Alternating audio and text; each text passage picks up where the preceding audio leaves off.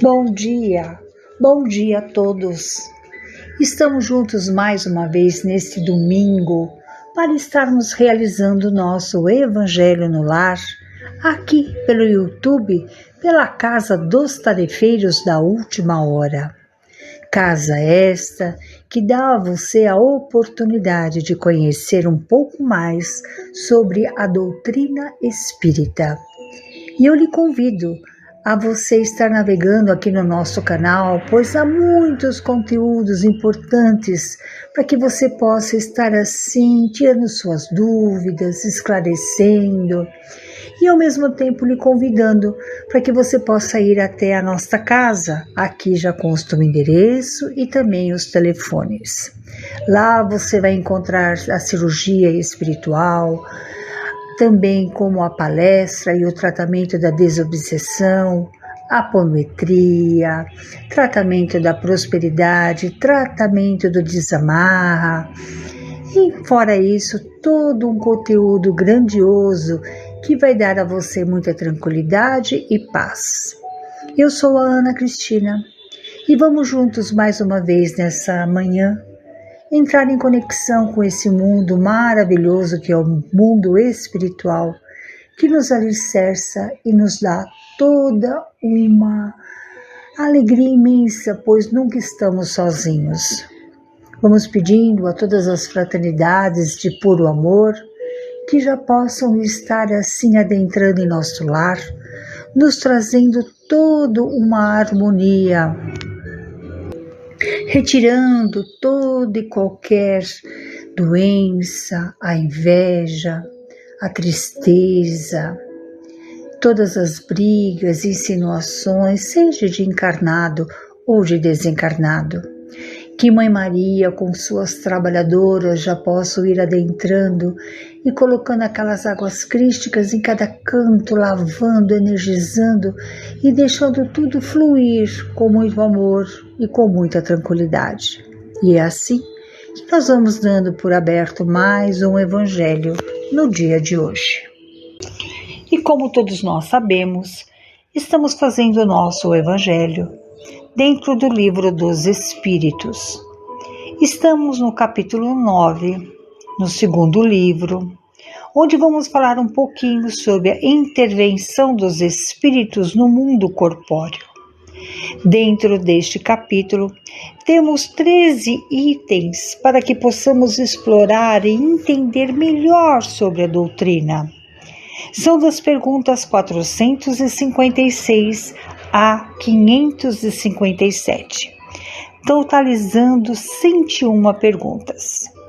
Há um campo muito fértil neste capítulo, como por isso mesmo eu peço a vocês a permissão para que possamos estar fazendo um resumo sobre cada item deles, pois cada item, no primeiro, nos fala sobre a penetração no nosso pensamento pelos espíritos. O segundo, pela influência oculta dos espíritos sobre os nossos pensamentos e as nossas ações. O terceiro, sobre processos. O quarto, convulsionários. O quinto, a afeição dos espíritos por certas pessoas. No sexto, anjos da guarda, espíritos protetores, familiares ou simpáticos. O sétimo, o pressentimentos. O oitavo, influência dos espíritos sobre os acontecimentos da vida. O nono, ação dos espíritos sobre os fenômenos da natureza. O décimo, os espíritos durante os combates. O 11, dos pactos. O 12, o poder oculto, talismãs e feiticeiros. E o 13º, bênção e maldição. Sendo assim, os espíritos podem ver tudo o que fazemos, pois que constantemente nos rodeiam. Cada um, porém, só se vê aquilo a que dá atenção. Muitas vezes chegam a conhecer o que desejaríamos ocultar até de nós mesmos. Nem atos e nem pensamentos se lhes podem dissimular. Os espíritos influenciam a tal ponto em nossos pensamentos e atos que de ordinário são eles que nos dirigem. No conjunto de nossos pensamentos estão sempre de mistura os que são nossos e o que são dos espíritos. Daí a incerteza em que nós vemos quando temos duas ideias a se combaterem em nossa mente. Mas o homem tem o direito de agir com liberdade. Se decide pelo bem, melhor para ele. E se decidir pelo mal, assumirá a responsabilidade de seu ato. Pode o homem eximir-se da influência dos espíritos que procuram arrastá-lo ao mal, visto que tais espíritos só se apegam aos que pelos seus desejos o chamam ou aos que pelos seus pensamentos os atraem. O estado de possessão não é o de um espírito que entre em um corpo como se entrasse em uma casa. O possessor identifica-se com o espírito encarnado, cujos defeitos e qualidades sejam os mesmos que os seus, a fim de obrar conjuntamente com ele. O encarnado, porém, é sempre quem atua conforme quer sobre a matéria de que se acha revestido. Um espírito não pode substituir-se ao que está encarnado. A dominação não se efetua nunca sem que aquele que a sofre o consiste, quer pela sua fraqueza, quer porque a deseja. Sempre é possível a quem quer que seja subtrair-se ao jugo do possessor, desde que, com vontade firme, o quer. Concorrem para a produção de fenômenos de convulsão os espíritos de categoria pouco elevada. Tudo é feito de simpatia. As disposições morais se comunicam muito facilmente em certos casos. Em alguns, o fenômeno é exclusivamente efeito do magnetismo que atua sobre o sistema nervoso. Em outros, a exaltação dos pensamentos embota a sensibilidade. Quando o espírito está vivamente preocupado com uma coisa, o corpo nada sente, nada vê e nada ouve. Os bons espíritos simpatizam com os homens de bem ou suscetíveis de se melhorarem. Os inferiores, com os homens viciosos ou que podem tornar-se tais. Daí suas afeições como consequência da conformidade de seus sentimentos. A verdadeira afeição, entretanto, nada tem de carnal. Os bons espíritos fazem todo o bem que lhes é possível e se sentem ditosos com as nossas alegrias. Aflige-se com os males quando os não se suportamos com a resignação, porque nenhum benefício então tiramos deles. Os parentes e amigos que nos voltam, que aqueles que nos são estranhos, e sempre nos protegem, na medida do poder de que dispõe. Cada indivíduo tem o seu irmão espiritual, a que chamamos de bom espírito, bom gênio, por anjo da guarda ou anjo guardião. Deve-se entender o espírito protetor pertencente a uma ordem elevada. A sua função é a de um pai em relação aos filhos. É de guiar o seu protegido pela senda do bem, auxiliá-lo com os seus conselhos, consolá-lo nas suas aflições e levar-lhe o ânimo nas provas de sua vida. Nem sempre o espírito protetor está junto ao seu protegido, mas não o perde de vista. Podemos invocar o nosso espírito protetor pelo pensamento, que ele acudirá ao apelo. Há também espíritos que nos assistem e que são denominados espíritos familiares ou espíritos simpáticos.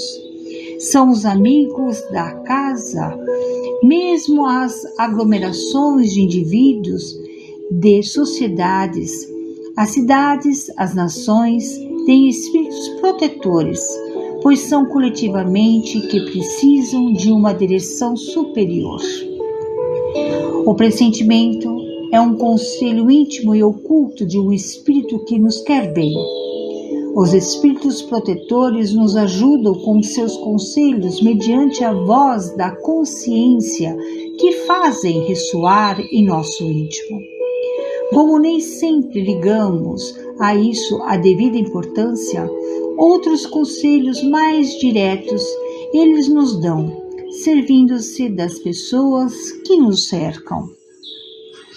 Os espíritos exercem influência nos acontecimentos da nossa vida, pois que nos aconselham ou para o bem ou para o mal, mas de nós depende o poupar-nos aos males, ou ao menos atenuá-los. Deus nos outorgou a inteligência para que dela nós sirvamos e saibamos distinguir o bem do mal. Deus não exerce ação direta sobre a matéria. Ele dispõe de agentes dedicados em todos os graus da escala dos mundos.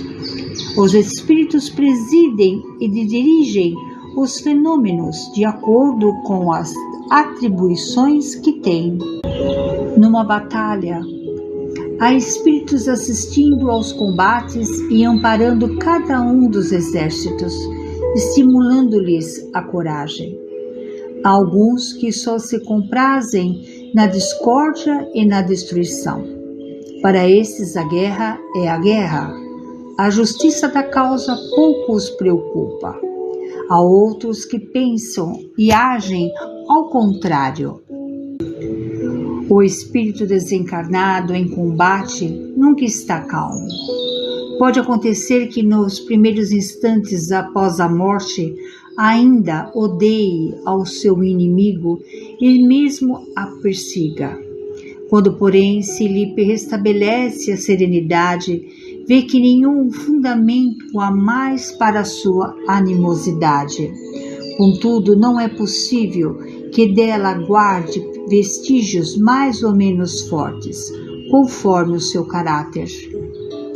Não há pactos entre os encarnados e os maus espíritos, como muita gente costuma acreditar. Há, porém, naturezas más que simpatizam com os maus espíritos e pedem o seu auxílio para praticarem o mal. Ficam, entretanto, obrigados a servir depois a esses espíritos porque esses também precisam de seu auxílio. Nisto apenas é que consiste o pacto. Não pode ser um homem mau com o auxílio de um espírito que lhe seja dedicado, fazer o mal ao seu próximo por ser mau, e não tem pretensão que o acoberte de más influências. Algumas pessoas dispõem de grande força magnética de que podem fazer mau uso, caso em que possível se torna serem ajudados por espíritos maus. Aquele que confia na virtude de um talismã pode atrair um espírito por efeito dessa confiança, pois o que atua é o pensamento. Da pureza da intenção e da elevação dos sentimentos depende, porém, a natureza do espírito atraído. Essa maneira de proceder denuncia, no entanto, inferioridade e fraqueza de ideias que favorecem a ação de espíritos imperfeitos e exorneamentos. Os que são chamados de feiticeiros são pessoas que, quando de boa fé, gozam de certas faculdades como sejam a força magnética ou a dupla vista. Os chamados feiticeiros, como fazem coisas geralmente incompreensíveis, são ditas por dotadas de um poder sobrenatural quando não o são. Algumas pessoas têm o poder de curar pelo simples contato empregando a força magnética, secundada pela pureza de sentimento e por um ardente desejo de fazer o bem, porque então os bons espíritos lhes vêm em auxílio. Cumpre, porém, desconfiar de maneira pela qual contam as coisas pessoas muito crédulas e muito entusiastas, bem como das narrativas interesseiras, feitas para iludir a credulidade alheia. Deus não escuta a maldição injusta, e culpado perante ele se torna o que o profere. Pode a maldição exercer momentaneamente influência, porém isto só se verifica com o consentimento de Deus, como aumenta de prova para o atingido por ela. A providência nunca fere o maldito, senão quando mal. E assim, meus irmãos e meus amigos, eu espero ter passado para vocês um pouquinho sobre o capítulo 9. Eu recomendo a todos, se possível, leia, tente entender algumas outras falas e outras perguntas que foram feitas mas muito peculiar por Allan Kardec. E pelo que nós entendemos, realmente jamais estaremos sozinhos, pois temos diversos irmãos ao nosso redor, seja eles espíritos superiores, seja eles espíritos inferiores, mas todos irmãos no seu grau de evolução. Cabe a nós sabermos selecionar quais são os bons e quais são os que ainda não teve a oportunidade de entender o lado bom, o amor de Deus. E assim nós vamos nesse instante, de coração aberto, a agradecer por mais essa oportunidade. Vamos pedindo para que toda essa espiritualidade possa nos abençoar. Vamos pedindo bênçãos para o nosso grande planeta. Há tantos países em guerra, com fome, com sede, com excessos de calor, excessos de frio, de chuva, de seca. Há tantos irmãos ainda em hospitais, doentes do corpo e da alma. Abençoe, meu Pai, a nossa família, os nossos entes queridos. Abençoe, Senhor, o nosso local de trabalho.